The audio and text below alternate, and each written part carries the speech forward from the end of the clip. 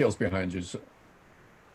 Yes, and dancing sandwiches. I don't know if you can't see it on this because of the size, but the bottom panel in the sign, this old 60s, 50s, 60s bar sign that I found, is dancing sandwiches.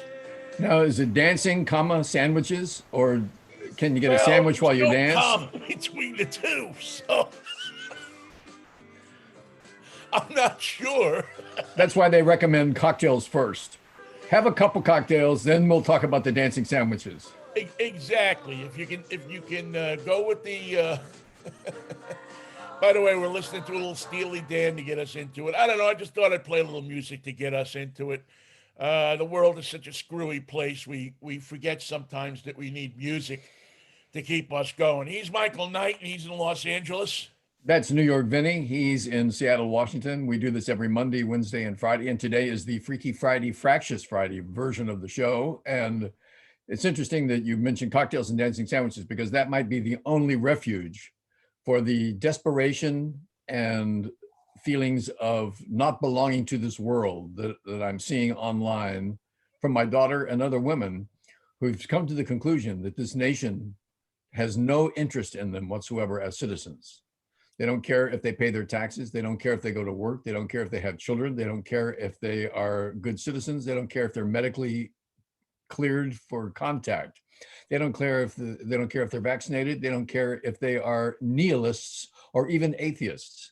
What do they care about? They don't care about anything except controlling their bodies. So it's not about the women. It's not about the majority of the people that live in our nation. It's about our ability as men and lawmakers to control the outcome of their dalliances. Yeah, I mean, listen. There's a choice coming up here. Okay, Here you it want to comes. talk about pro-choice? There is a choice coming up in November. Now you can either talk about it on Facebook and talk about it on all these different social media channels, or you can get off your ass and do something about it. And I will be so disappointed in this country If we don't answer the bell. if you don't answer it, because if you don't answer the bell for this, all the surveys say that 80% of this country doesn't want this right touched. Whether you believe in it personally or not. This is where Americans get always sidetracked with what they believe. Americans go right off the rails when they say, well, I don't know if I believe that, or I believe something else, or I don't know what to believe. They're not the least bit concerned with truth, accuracy, and fact. They're more concerned with the emotional relief that they get from believing something. Being right. Or the emotional certainty when what I believe proves that you're wrong. It proves that you're not the person that I am because I believe something else. And the Republicans and the church and Christianity and all of these factions in our lives are going to conspire together to take away not only your right to make a choice about your own body, but wait till you see what's coming down the pike. It's going to be that combination of the people who have aligned themselves together, the GOP and the religious right, are two of the most ghastly inventions of man. Every bit as ghastly as the National Socialist Party. Their intent is no less all-encompassing, to satisfy all their needs and all their wants and all their questions on the back of the tortured humanity that they will soon be presenting to you in courts and in jails and in the public square, where I'm sure the beatings and the stonings are ready to take place. But Mikey, we can talk about this. We could go 24 hours a day, 7 days a week until election day. We could talk about it. We could sit on top of a billboard. We could sit on top of a flagpole. Maybe not that. Just because we can doesn't mean we're gonna. You could sit on top of the flagpole. I ain't going up there. I'm going up there only after you go up. I've seen that action and I'm not doing it. Well, I'm not doing it. We could do every stunt in the world. We could sit at, well, FX McCrory's isn't there anymore, but we could sit at FX McCrory's like we did for the ballpark Could we sit there at the same table with Samuel Alito, do you think? No, I don't think he would sit at the same table with us. I don't think they'd let us anywhere near him. But we could do all of that. But if women and people who believe in rights don't get up, don't register, don't overcome the obstacles that will be put in front of you. And now you know why they've been put there. If you don't think that this is a coup of to try to, or at least a movement to take your rights away, because remember this, Michael, the religious right, the people that need to have people have abortions will still have access to abortion. And they can still shame you for it. That's the best part. They can shame you for it from now until ever, no matter what the rules are. And I only point to the former Congressman Tim Murphy in Pennsylvania, who was one of the biggest anti-abortion advocates out there until he got his girlfriend pregnant. And then he had no problem with telling her to go get an abortion. Yeah, he told her. Yeah, he told her. Yeah, get. Go. Here's a plane ticket. Go get it. Keep your mouth shut. Yeah, this is just between us. Just between two consulting adults. Between us. This is purely a way for people to get control over other people, not just women. Don't be fooled into thinking it's just a women's thing either. No, because they're coming for you next, man. They already, what's his name? Already said Abbott, Governor Abbott in Texas, already sat in his wheelchair and said that we're coming after public education next. What would be worse? The biggest enemy of a mindset like Samuel Alito's would be public education. People who could make decisions based on their own ability to discern the facts and discern what they believe about it. Public education is a threat to the world that Samuel Alito is proposing and that Governor Abbott is ready to enforce. Right. We don't want your children to learn much of anything from the government. We want you to learn. We want them to learn Christian values, but not how to prevent pregnancies. The Constitution says that there's a religious freedom. Forget the fact that the Constitution says that people have a right to choose their religion and be free. Forget all of that. And don't forget that it doesn't just propose, but it insists on a separation of church and state. The two may not coexist together in governance. No, if that were true, it wouldn't say "In God We Trust" on the money. I mean, that's one that the ship sailed long ago. That's gone. There's not a separation of church and state. You ask any candidate who lost because they didn't get the endorsement of the bishop of the Diocese of Brooklyn or the Diocese of New York. You ask them if there's a separation of church and state. Well, then ask Benjamin Franklin why the separation of church and state was so important to the founding fathers. It's because that they witnessed firsthand the collusion of the Church of England and the King of England in persecution, death, torture, maiming, war, and death, all at the hands of those two put together to fight any element of society that stood against them in any way whatsoever, or questioned them, or scrutinized their decisions, or wondered if they had it right all along, or where they got their authority, or who's the Pope now that we don't have a Pope. All those questions went unanswered because of their ability to squash dissent and questioning and scrutiny, because if there's one thing that Christianity cannot suffer, it is a question about its ability to exist. If there's one thing a king cannot allow to happen, is for someone to say, what makes you king? How come you get to decide what my life is like? I say that's wrong. All those elements together with church and state combining have proven throughout all religions and all combinations of church and state working in Europe and now in the Muslim states, that combination is deadly to society and deadly to freedom and deadly to the individual. It's there to crush the individual as an entity. Yeah, yeah. I mean, it's hard to disagree with that. And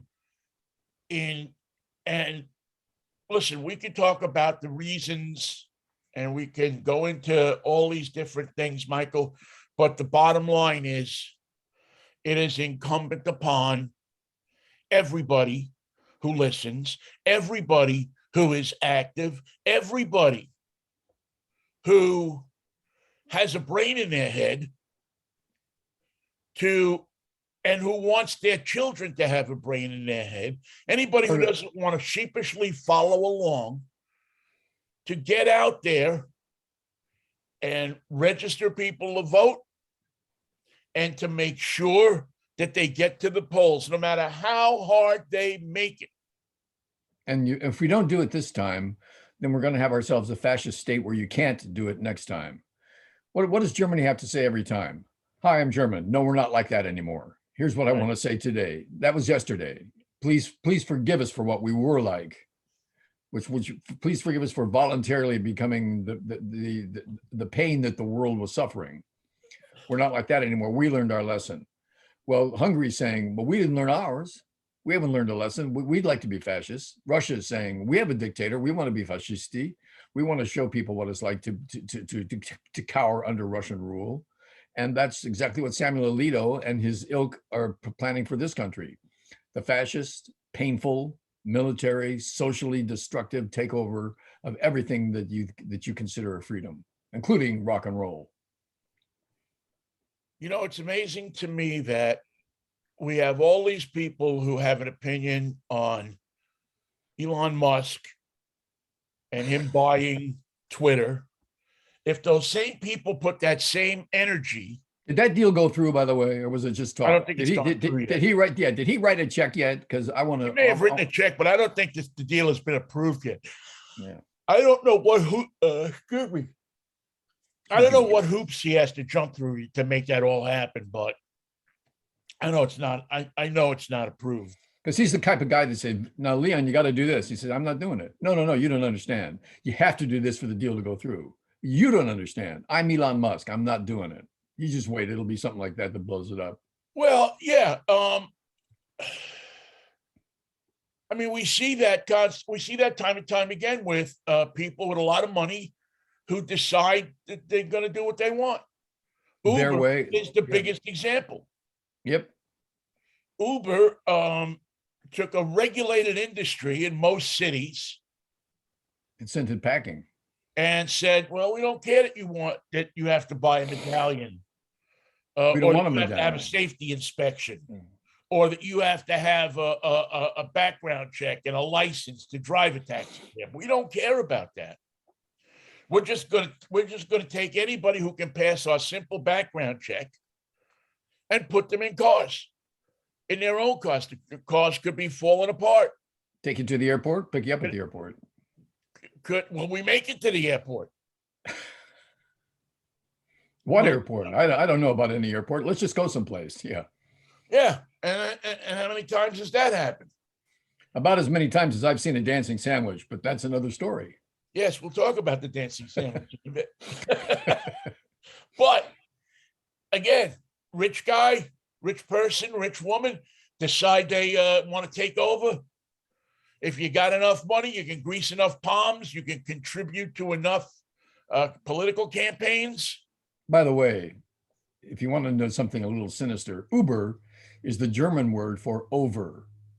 And it was used famously by the Nazis with the phrase Übermensch, the Superman, the overman, the man who is greater than a man.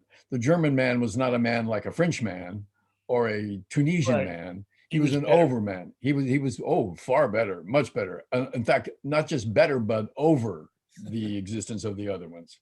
Where are you? I'm over here. I'm standing in number 23. Well, we're over that, okay? What if I go to 25? No, we'll always be over. Did you ever see the sketch on Saturday Night Live where they did the Superman, black and white show? Yeah. but they did it if the Germans had won the war. Superman with the Germans winning the It's war. Uberman. Uberman. I am Klaus Kent. Klaus Kent. I like that. There's a scene where he's looking at Lois Lane. What did Perry White say? Great Himmler's ghost. She's got some documents in her clothes. Ross, I can see the documents. Show me your papers. I gotta go back. I'm sure that's on YouTube. That's one of the funniest sketches. That does Uberman fly? Can Uberman fly, or does he not have the power of flight? Oh no, he does it, and he does it better than anybody else. He's an Uberman. Because he is Uberman. You know that the standard is higher there. Yeah. Oh God, yes, much higher.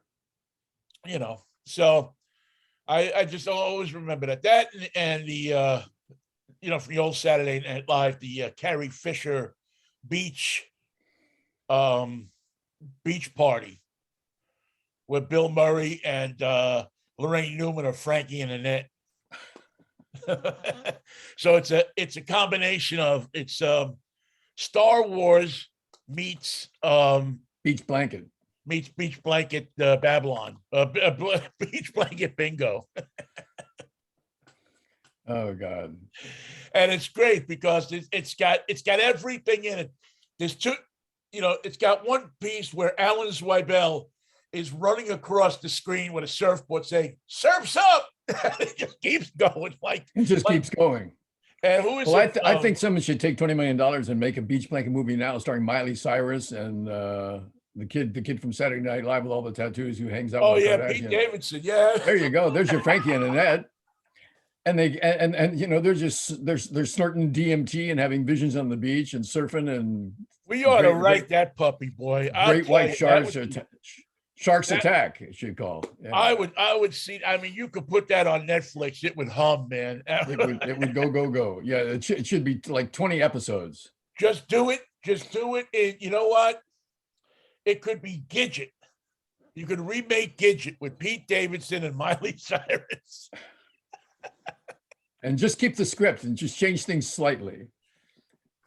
Is Don Porter still? No, Don Porter's probably long gone. Gidget's father. You know who I want to be the lifeguard? Father Guido Sarducci.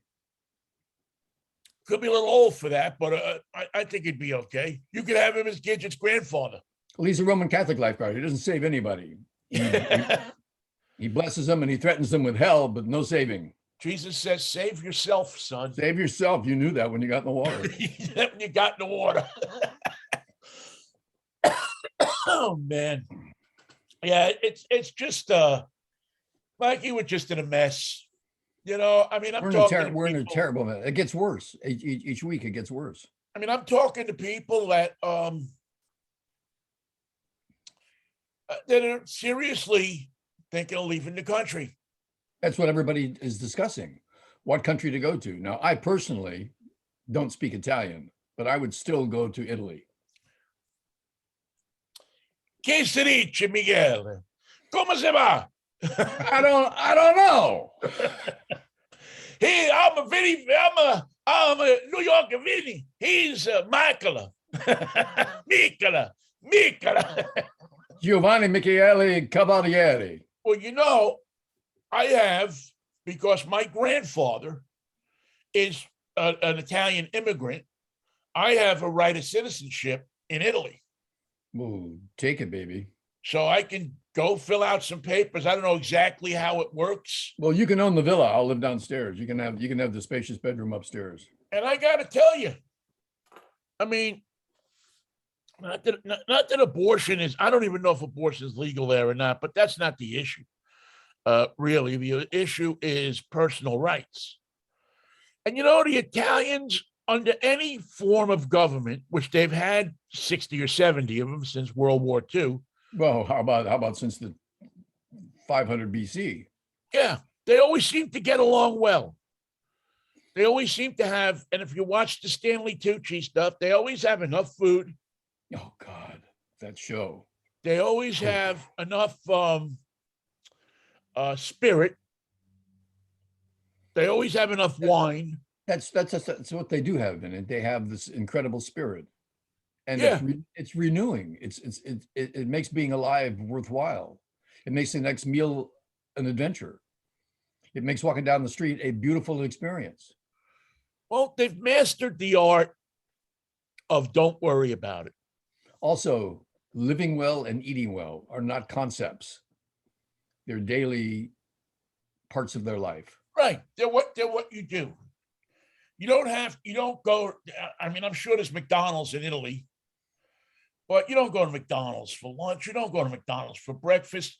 You have Get up in pasta. the morning, you crack an egg in a pan and a piece of Italian bread, you grab that, and that's your egg McMuffin. and that's delicious. And it's delicious. You put a little spice on it, you boom, boom, boom, and you're out the door. You gotta have an espresso too. Remember who came up with that? I was just say you don't have to have a $12 what do you call it? Venti Magalucci Paladucci coffee from Starbucks. And remember, Venti just means 20. Venti doesn't mean giant, it just means 20. Yeah. You get your little demi-tasse pot and you fire it up. You put a little Medaglia d'Oro in there. Sip that down on the way to work. Maybe you stop at the little coffee shop and you get one more for the road. Hey, talk to the boys for a few minutes. Get back in the car, go to work. And then take a siesta. And then you get a month off every year to do whatever you want to do. Go find out what Piedmont is all about. You go on vacation, you go down to the coast, you go down to a villa. I mean, they got it. They got it down. And you know what they don't have? They don't have a very interesting government. They live without it. They live beyond it. They live in spite of it. Everyone laughs. Oh, the Italian government, my God, it falls every 6 months. Yeah, and they get another one and they keep going and nobody pays attention. Why aren't they interested? Why aren't they on television? Why isn't there a Fox Italia saying, this is the way it's got to be. This is the way a black shirt would do it. This is the way Mussolini would have done it. Because they've tried all that. They've done all that. Because they took Mussolini out in the street and when he tried it, they hung him. If they had only done that in the first week, they would have saved themselves World War II. Exactly. Because now they have dancing sandwiches. And they have dancing sandwiches. And really, when it comes down to it, Mikey, they just have I'm worried about me. I'm worried about my neighborhood. Yeah. I'm worried about where I live. I'm worried about all of it. I'm worried about the things I can control. And the stuff I can't control, I don't know. What are you going to do? But I don't sit in my, at night, you come home here in America, and what do? Turn on the TV. Get in bed with Tucker Carlson and let him screw you. And you just stand glassy-eyed in front of that TV. I do it. And people go out less and less because of COVID, because of all these things going on in Italy. And I'm thinking, and I saw this for a fact in Cuba, that people at night go out. They get out of their houses. They go out. They go down to the town square. And they walk around. They talk to other people. Maybe the government sends a band over, the local musicians. They go over, they play some music, and people go out. And they're poor. They don't have much. In Cuba, Italy's a little bit different, but they communicate with each other. They talk to each other. They deal with each other, not through a television set, but through actual human contact. Well, that's part of the Mediterranean lifestyle. In Portugal, in Spain, in France, in Italy, people go out at night and they promenade. They go to the cafes. Yeah. And 10 o'clock at night, the streets are busy. Yeah. And safe. And families are out there, and husband and wife walking arm in arm. You see it all through those nations on the Mediterranean. Not on the African side. That's where the Muslims got a hold of it, and now the men have to walk separately from the women. Another great rule that religion gave them. So I'm not going to get into that. That's a separate debate. Yeah. But if you think that society can measure up to what they're doing in Italy and France, you're absolutely wrong. You just simply have nothing to measure the difference with. And and the United States is trying to say what we want is more control. We want them boys with the flags and the pick 'em up trucks to be the last word on these matters. The first and last word is you're doing it my way. Why suddenly the fascist world appeals to the United States? I can't tell you. We've fought it. We've defeated it. We've encountered it many times, and now we're trying to invent it on our own. Well, I think that we are we're at a crossroads in this country. We're afraid in of many everything. ways. One of the ways is that white men, guys like us, are losing control. Everywhere you look now, on television, on in media, you see mixed race couples, you see gays, you see all the things that scare these people. You know, I think it scares people beyond the white. You're absolutely right about that. And I think most of the initiatives that we've come up with that are so odious to us are based in the fear of the white man. But look at the guy who attacked Dave Chappelle, 23 years old, African-American, armed with a knife and a gun, outraged at a black man's humor, outraged to the point of being charged with attempted murder on a comedian. When's the last time somebody went to jail for being a comedian? Lenny Bruce? Have we evolved so little since the 1950s that now the solution to comedy is death? Well, I know it's easy probably to draw a parallel or draw a direct line to Will Smith and Chris Rock. Right. That people now feel a license. I mean, a lot of comedians, I listen to the Comedy Channel on Sirius a lot of times, and they have some talk shows. And, they talk to comedians, and I always enjoy listening to those because I'm fascinated by the minds of comedians and how they think and everything. And most comedians said they now fear working in places because that moment on TV gave so many other nuts, mentally ill people who are ready to snap, people who might not like what you're saying, to move from heckler to action. Because it's their right, of course. Because here's how the reason I attacked the comedian is because I felt something about his material. He has no right to entertain us in that fashion. He's going to have to come up with different jokes, or I'm just going to get out of my seat and head for him. I'll bring my pitchfork. And it's a form of censorship. Yep. It's a form of censorship. If you have to fear what you're saying is that somebody is going to come up to you and try to stop you from saying it, that's out and out censorship. It doesn't get, it doesn't get clearer than that. And believe you me, they want, there's people in this country that want to take away every right you have. They want you to be a machine of the state. No self-expression whatsoever. What the state tells you, you get on a train, you don't look at people, you don't talk to people, you don't do anything. Well, that's New York, actually. And you don't read the paper. No, but there'll be no paper to hide behind. Yeah. It'll be a paper, but it'll say what we want it to say. It'll be the George Orwell times. George Orwell, you go back and read 1984 and you see that George Orwell was optimistic. Well, read Animal Farm. You find out that the pigs do act like pigs in the end. It'll make you enjoy bacon more. I'm just hoping that we are able to, at some point, get past some of this stuff. But I think the first step, and I know we're going to say this a million times between now and November. All you've got is your vote. You got your vote.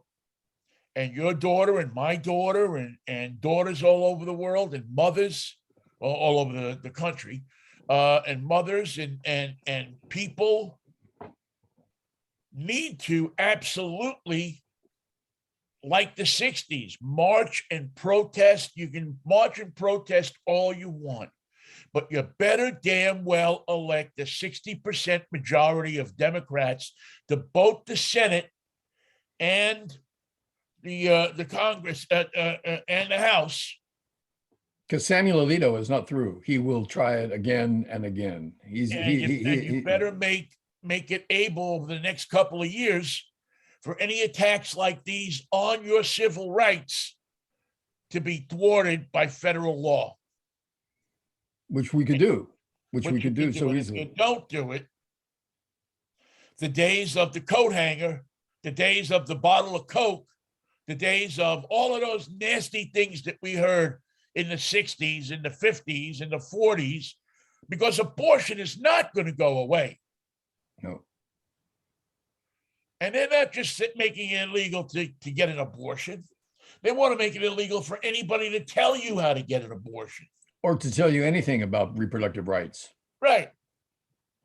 You don't think that they're going to go to work on contraception? First thing. It'll be the first thing. But you know what? The funny thing is, you certainly don't see him saying, well, we're going to do this, but we're going to fund Head Start. We're going to fund prenatal care. We're going to fund all of these things that will make babies better. No, you get knocked up, you're on your own. Keep your penis in your pants. Nothing to make your constituents smarter. No politician is interested in a smart voting public. It is against their principle to make you smarter. Remember that. It is against their it is against their plan, their scheme to make you more well-informed. The least informed you can be, the better it is. And if you don't believe it, go on the front page of the New York Times website this morning and take a look at what Russian TV is telling the Russian people. Take a look at what they are being told about the war in Ukraine. And what a wonderful free experience it's been for everybody, especially the Ukrainians who have really welcomed them. They're welcoming the Russians with open arms. The Russians are ridding the Ukraine of Jewish Nazis. Yep. Who are they're rare in some parts of the world, but there's lots of them in Ukraine. Yeah, they just happen to all settle there after World War II. Who knew? What a joke. What an absolute joke. Those stories, as far-fetched as they are and as humorous and as ridiculous and as pathetic as they are, that's the same type of crap that Fox News tells you all day long.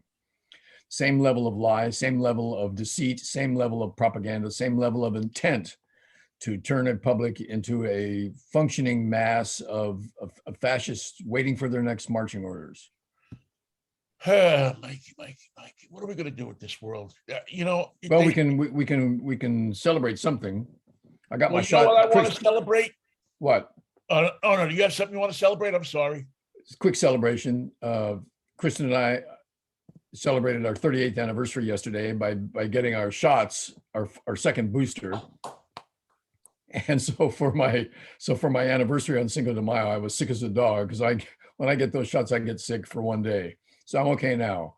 So happy 38th anniversary to myself and Kristen. Happy anniversary to the guy who came up with these vaccines. We got the Moderna shot number 4 to protect us against the evils of ignorance and the presumption that medicine is lying to us that somehow got into our head during the last administration. Happy anniversary to one of my favorite couples, man. And I've known you for how many of those 38 years? A whole lot of them, huh? All those 38 and more, probably. Yeah, I mean, it's amazing. Boy, that's amazing. That's congratulations, man. That's and give Kristen a hug for me. And I mentioned this to Samuel Alito because he should know about it. It's a holiday that we have here in America called Mother's Day, and it's coming up. And wouldn't it be nice for all those mothers to be celebrating in a positive, happy memory way, full of good memories and a great future to look forward to, rather than a life that could have been and should have been, but was prevented by the state from ever happening in the correct way. The state doesn't save anybody when it prevents abortions. The state condemns people, the child and the mother, to a life and an expectancy of life that's subpar to the rest of the nation. And they do it on purpose, and they do it for revenge, and they do it out of hatred, and they do it out of menace. There was a. Did you happen to watch any baseball yesterday? I understand the Mets set a record for 330 games. If they were behind by 6 runs in the 9th inning, they would lose, but not yesterday. I hand it over to the amazing Met himself. Here's New York Vinnie. It was, it was so funny because during the games, I always look at Twitter, I always look at Facebook, and I belong to a few of these Mets groups. And on Facebook, I mean, they were in the 2nd inning of the game or 3rd inning of the game, they were calling for Buck Showalter to be fired. I knew it. That's the go-to before you have a cocktail and a dancing sandwich. You call for the firing of Buck Showalter. They are going like, oh my God! It's like by the 6th. I mean, it's like unbelievable, unbelievable. And I'm just, and I'm sitting there going, geez, I know. I mean, it's 10 times as bad as it ever was when I was in New York. It's just like people have no patience, right? And then all of a sudden you see the post. I wasn't watching the game. I was out doing errands and stuff. And for some reason, I didn't listen to the game. I don't know why. Usually I'll turn it on. But all of a sudden, you start to, I get notices on my phone, and you start to see, the Phillies still lead. I don't know what it was, 7-2, 7-4, 7-5. And now the phone is dinging, ding, ding, ding, ding, ding. Mets fans. Now the phone is dinging with the notices from MLB that the Mets are bum, bum, bum, bum, bum, bum, bum. And all of a sudden, the finish shows up with what only can be described as a 1986 type win. Biggest comeback since 1997. Last week, the Phillies are the rival. Oh yeah, it couldn't happen to a better team. Yeah, the Phillies are. I mean, the Braves are to a certain extent, but it's really the Phillies. And I don't know. This is just a game that you look at this game and you say to yourself that this is something that you key on. Not only that, the Mets haven't lost 2 games in a row the entire season. This was going to be the first time they lost 2 in a row. And they said, well, we're not having that. Can we score 7 runs in the 9th? Let's go, boys. I love it. I love it. That's why I love baseball, because you are never dead. Nope. Until the last pitch is thrown, you are never dead. Now, the Giants have come to the conclusion that they don't have to play after the 6th inning if they're behind. Oh, 6th innings, 3-1. Ooh. Oh, my blood pressure.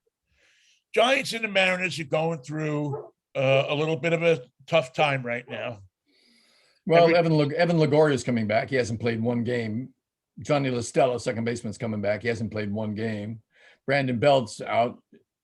2 members of the outfield are out. Haven't played a single game all season long.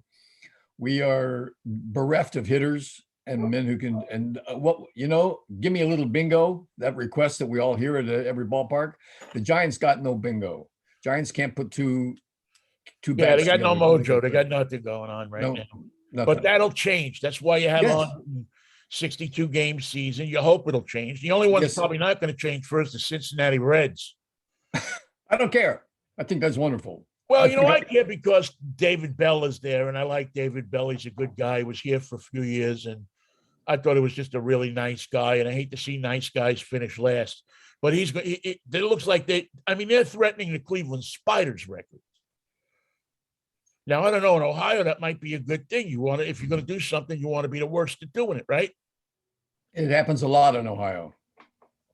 Well, Ohio is probably the home of the dancing sandwich. It should be. The buzzards come back every year, and now I know why the buzzards come back, for a cocktail and a dancing sandwich. Now I got to tell you, I want to take a personal second here because a long time ago, and I've talked about this place before. There was a bar named Bud's in Jackson Heights, 37th Avenue. And this bar was a great place because it was usually pretty evenly divided with Mets fans and Yankee fans. That doesn't sound right. And the Mets weren't doing well in those days. But yet there was a core of people. There was a group of people who always believed in the Mets. And so as the Mets got better in the 80s, these people started to come into their own. One of the people I remember from Bud's is my friend Patty.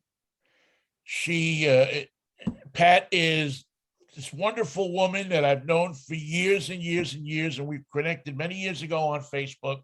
And she is one of the truest and loyalist Met fans that I have ever seen. Never wavering in her love for the Mets. And I think that what happened yesterday in Shea Stadium, at Citi Field.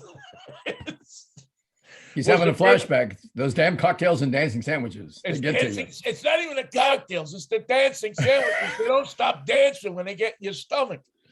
At Bud's, they used to serve dancing sandwiches. Well, I guess that got a little old. Now, I don't know if you had this in California, but there was these things called Stewart sandwiches. Did you ever have those? No. Many bars had them. Bud's had a machine. It was a tin-looking machine with a door on it, and inside the thing was a couple of light bulbs.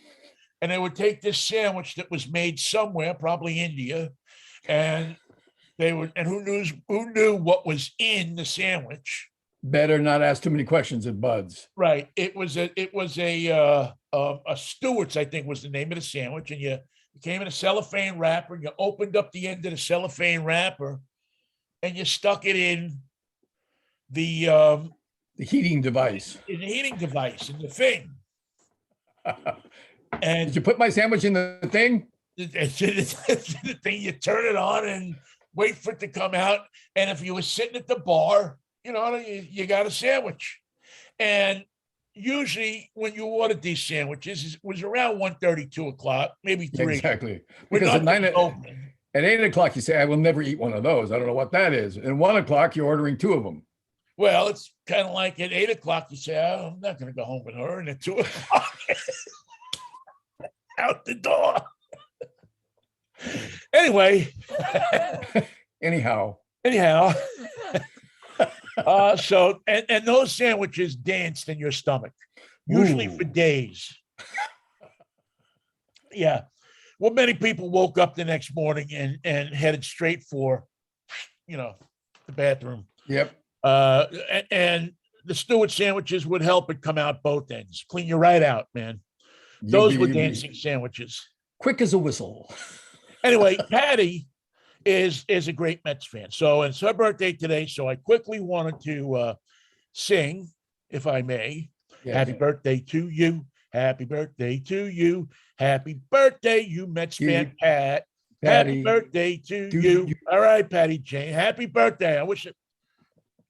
Raise a glass. And never leaving the 7th inning, Patty. Never get up and say, I've had it with this team. I don't think she's a 7th inning leaver. I think she's there. She's there for the duration. Atta baby. That's how you do it. It's your team. It's not whether they win or lose. That's a mistake that some Americans who don't know how to root for their team have made to their detriment. It's not about whether your team wins or loses. It's one, do you have a team or not? And if you have a team, that's your team. You don't get to say, I would love this team more if they win. I would love this team more if they score. I would love this team if they make a trade. You don't get to call it. Team. Yeah, you have a team. You're lucky enough. You have a team. I mean, I've lived in 2 cities where teams have left, and 3 in another city where they're under the constant threat of a team leaving. First the Giants, now the A's. And how about the Pirates? Do they ever threaten to leave? Yeah, the Pirates aren't going anywhere. Pirates, yeah. Well, So- they did many years ago. I remember there was a, They have a marketing thing. We stink, but we're staying. yeah, we stink, but we're here. I'm trying to think. There was, I think, at one time, when Tampa was trying to get everybody's team. I mean, they were throwing money at anybody who would come down. And remember Bob Lurie signed a thing to sell the Giants to Tampa Bay. You still got that condo down there in somebody else's name. Yeah. The Pirates, I think, at one time were looking at leaving, but the city gave them what they wanted. They gave them a beautiful new stadium, ballpark, PNC Park, and I don't think they're going anywhere. They shouldn't. I don't think there's many places left to go, to be honest with you. We're Oklahoma City. Well, go but there and you die. They're not doing well. I mean, the Sonics, how many people it ain't drawing? Nobody cares about that team anymore. Nobody cares about it anymore. They go back to Seattle. What else? Sacramento, people talk about. I don't know about How about Charlotte? Charlotte is another place people talk about. Montreal is a new favorite. Small market blues. Portland. So I think you have those places that people look at and say, okay, you put a team in Vegas, obviously. Right. Vegas will do just about anything for a team, it seems. So anyway. At least they never have to worry about where they're going to put the stadium. Where are you going to put a stadium in Vegas? Where? Oh, they're going to put it at the Tropicana. You just put it here. Right or if you can't put it here, put it there. That's going to help traffic. Go down Riviera and put it in any of 20 places. What do you mean where? We already started building it in 2 different places. Oh my God. Well, Michael, I'm going to have to end a little early today because I gotta run. So let's have a more prosperous and more happy Monday. But yeah, happy Mother's Day. Right now, things are not going to get happier and healthier and more prosperous without the involvement of the citizens. Happy Mother's Day to all the mothers out there. Thank you for everything you do. And I will see you. Drive time tomorrow morning at 8 o'clock. 11:50 KKNW. Don't miss it, or right here as we stream on. We use Facebook's airwaves to better ourselves. Mikey, we'll see you on Monday. If the Lord's rule in the creek don't rise. The creek ain't rising. In fact, there's no water in California for a creek to rise. Peace, love, and Manischewitz, baby. What a wine. All right, take care of yourself.